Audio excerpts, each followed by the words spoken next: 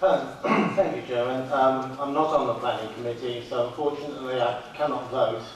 But I do know that I'm here to represent the people that have actually elected me for 16 years, and this issue has certainly been with us for a very long time. When it comes to knowing and knowledge of an area, it is so easy to cherry pick and not give the complete, comprehensive picture. Mr. Stock actually quite rightly said that the land in question is privately owned. But he forgot to tell you that it was bequeathed, in fact, to the school for recreational purposes. And I know this because I happen to have bought the house of the owner, so I do have first-hand knowledge. It was this, Chairman, and it wasn't a trust.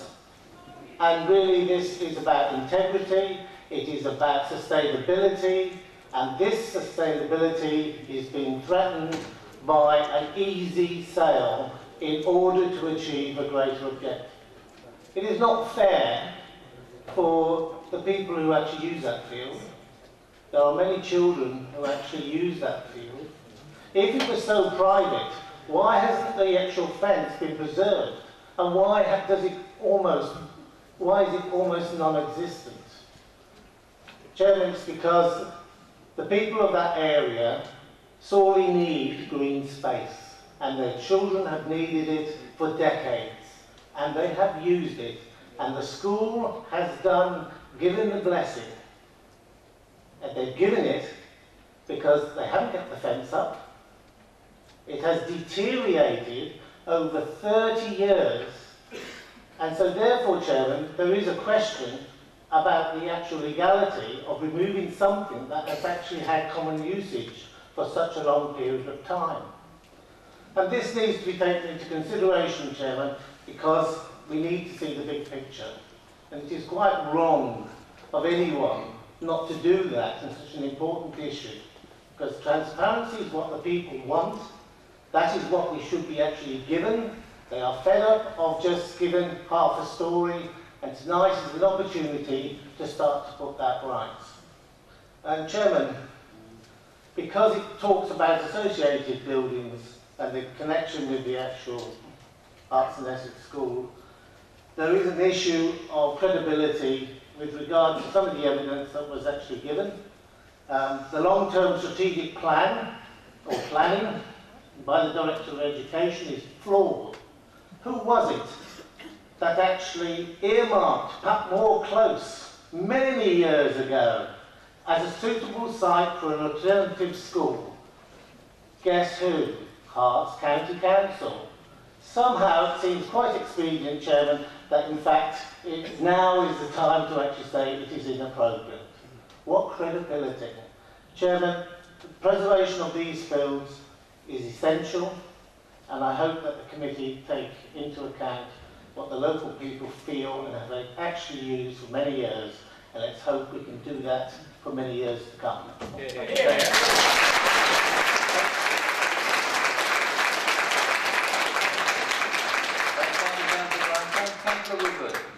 Thank you, Chair. I concur with my fellow Ward Councillor on this and the remarks you've had this evening from the Hastings Residents Association. I do think there is this question of integrity as well here with these extra houses, because we have a partnership arrangement. That word was used by the County Council at the previous application coming to the Town Council, and there's a direct financial interest in this matter. So the benefit is clear from the county point of view, but the need is not, because there are many reasons to actually challenge that. But I want to specifically talk about this Beldams application. So I'm pleased the residents are acting on the proposal to secure Beldams Field with a town green application. This clearly shows how much it's valued by the community as an open space. Permitting 180 homes on this land, long officially zoned for leisure and amenity use, would be contrary to national policy ppg 1, and the local policies ENV 1 and ENV 27, and outside of BIS 2, as well as those policies, I think, that the officers have put in the recommendation.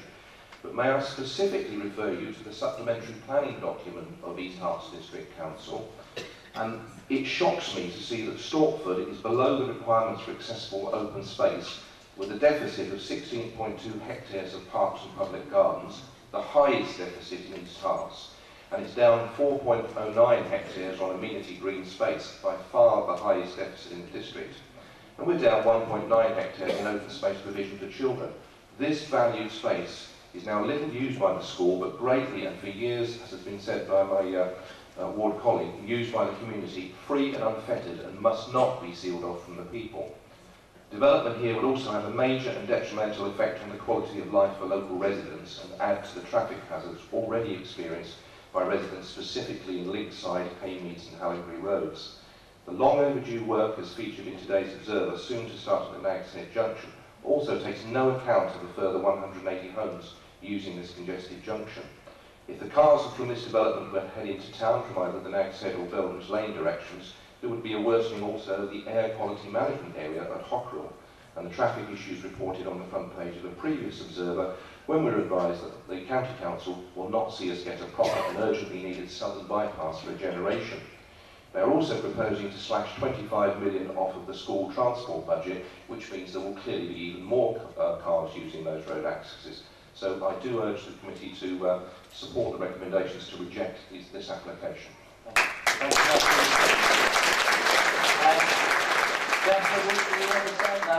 I will ask officers for any comments. Yes, I only wanted to add upfront for members full information, obviously, very similar to the last two proposals in front of you. Again, the second reason for refusal relates to financial provision for infrastructure. That issue is now being resolved. We feel there is adequate financial provision. We suggest, therefore, the removal of the second reason for refusal. That leaves you still with your fundamental first reason, of course, which is in relation to the loss of the facility that currently is available on site. Thank you. Councillor Alexander.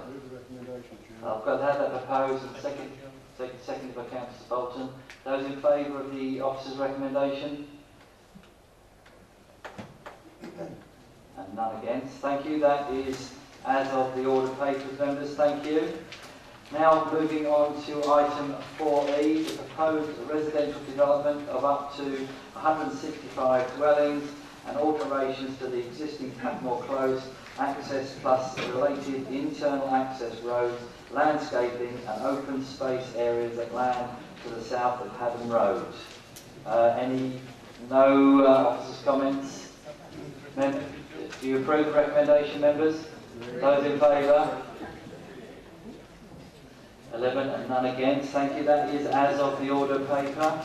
Now moving on to our final item 4F, which is the variation of condition 2 of planning permission that states that the facility should be used solely for the beneficial use of the applicants, the Bishop Stortford High School, and for no other person, institute or organisation, to allow it to be used by both Bishop Stortford High School and Herts and Essex High School, and for local organisations at Jobbers Wood, Great Haddon Road. Any comments? Sorry, Councillor Barnes. Thank you, Chairman. I was a member of the committee in 1998 that agreed to the use of this rural site for the boys' high school to use for sports purposes, despite a great deal of opposition from local residents of Thorley and Much Haddon. I argued against traffic volumes and the movements, having been told that the area would be restricted to use by the boys' high school only, and mainly to school time and occasional Saturdays, with organised transport. Had the application then been for the use of two schools, I am certain I would have opposed it. Since then, in 12 years, the traffic used in the B1004 has doubled, especially with motorists using this route to avoid the notorious Little Haddon traffic lights. I therefore support our officer's recommendation for refusal, Chairman. Thank you. Councillor Barton. Yes, Chairman, I will second that, Chairman.